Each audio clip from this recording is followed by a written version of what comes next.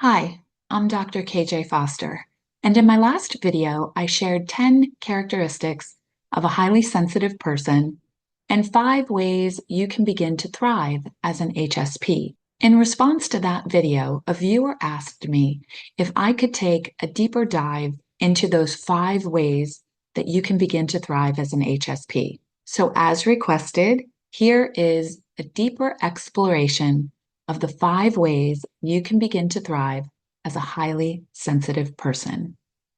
Number 1, practice mindfulness and grounding techniques to manage overstimulation. If you are a highly sensitive person, then you are typically easily overwhelmed by sensory input and emotional energy. Mindfulness helps to reduce overstimulation by grounding you into the present moment. So, what to do? Mindful breathing. Focus on slow, deep breaths to calm your nervous system when you're feeling overwhelmed. Try box breathing. Box breathing is where you inhale for 4 seconds and you picture a box. So you're inhaling up for 4 seconds, then you're holding the breath for 4 seconds across the top of the box, exhaling for 4 seconds, and then holding that for 4 seconds again to create a box. I have found that for me, starting out with just inhaling and exhaling, inhaling up, exhaling over, inhaling down, exhaling over, that's the way that I needed to start the practice because holding the breath for 4 seconds, at least initially, seemed a little challenging for me. So you might want to start with the inhale, exhale before you begin the inhale, hold for 4 seconds, exhale, hold for 4 seconds. Body scans are also a helpful way to practice mindfulness, which are geared toward gently noticing body sensations from head to toe. Nature walks. Spend time in quiet, natural environments, like taking a walk in a forest or in a park, or just sitting on a park bench in order to recharge. Meditation practices. So consider guided meditations, trying out a variety of different kinds in order to find the ones that work best for you. I have hundreds of meditations on my channel for you to choose from, but there are also apps out there that you might find helpful, like Calm and Headspace. Why it helps.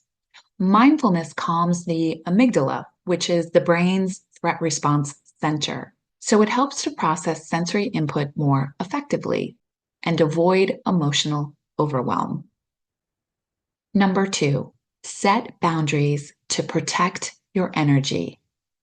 HSPs are highly empathetic and find it very difficult to say no. Healthy boundaries help to preserve your energy and your mental health. What to do? Say no without guilt. I know, easier said than done. Practice will help. Practice polite but firm ways of declining requests, such as, I'd love to help, but I can't right now. Perhaps even writing down a list for yourself of potential responses so that when you receive a request that you'd like to say no to, you already have this list in your head of ones that you can choose from. Limit your exposure to stimulating environments, such as loud parties or long, draining events. Or if you don't want to avoid, which sometimes actually too much avoidance can make things worse, limit your time.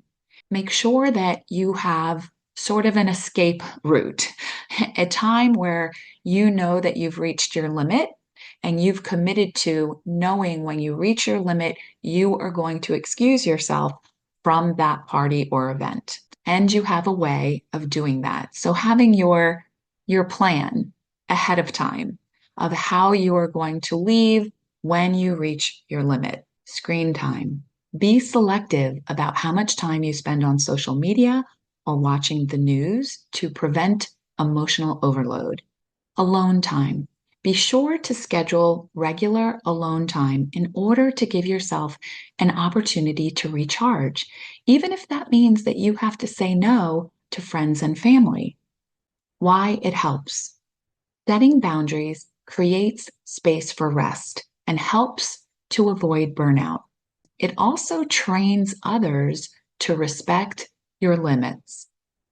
Number 3, create a calm and nurturing environment. HSPs thrive in environments that feel safe, comfortable, and peaceful. Your physical environment plays a huge role in regulating your emotions and your energy levels. What to do? Declutter your space.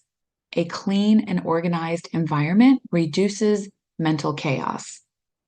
Use calming, neutral tones in your decor.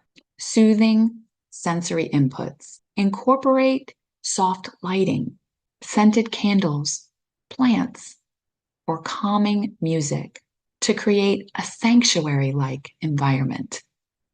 My house is full of candles, soft colors, and plants everywhere. Comfortable materials.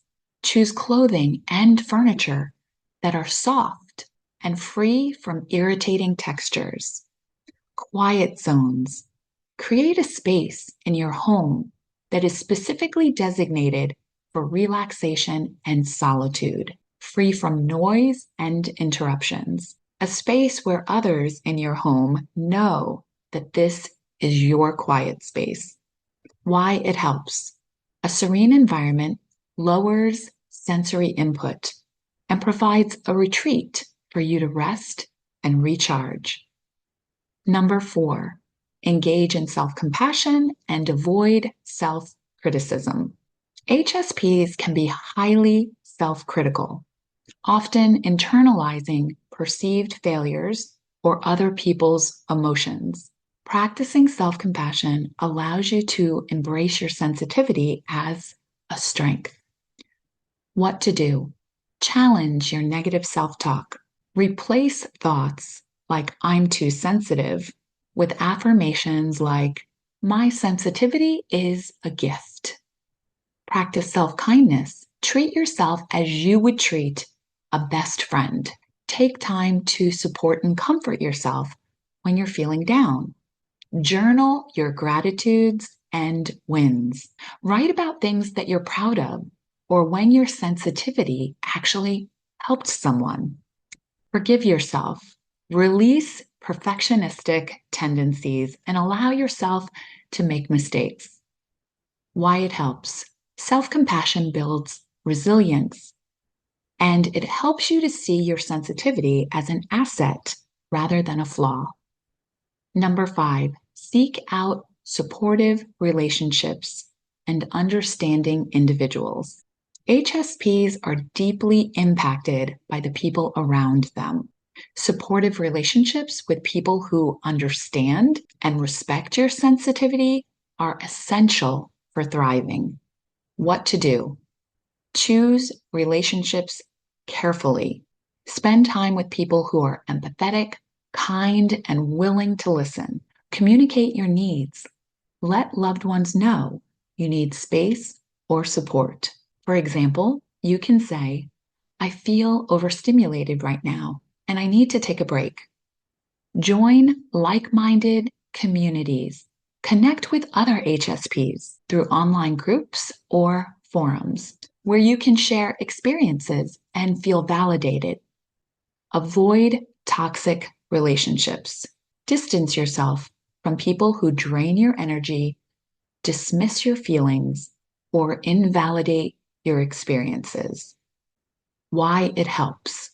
Supportive relationships create a sense of belonging and helps buffer against stress, allowing you to thrive in emotionally validating spaces.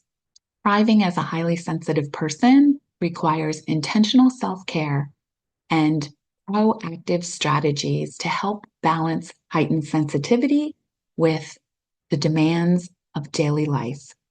That's it for today's video. I hope you found it helpful. If you did and you know someone else who may find this information beneficial, please like and share. And if you're enjoying my content, please subscribe. And if you click the bell, you will be alerted to every time I upload a new video or meditation. Thanks for joining me today, and be well.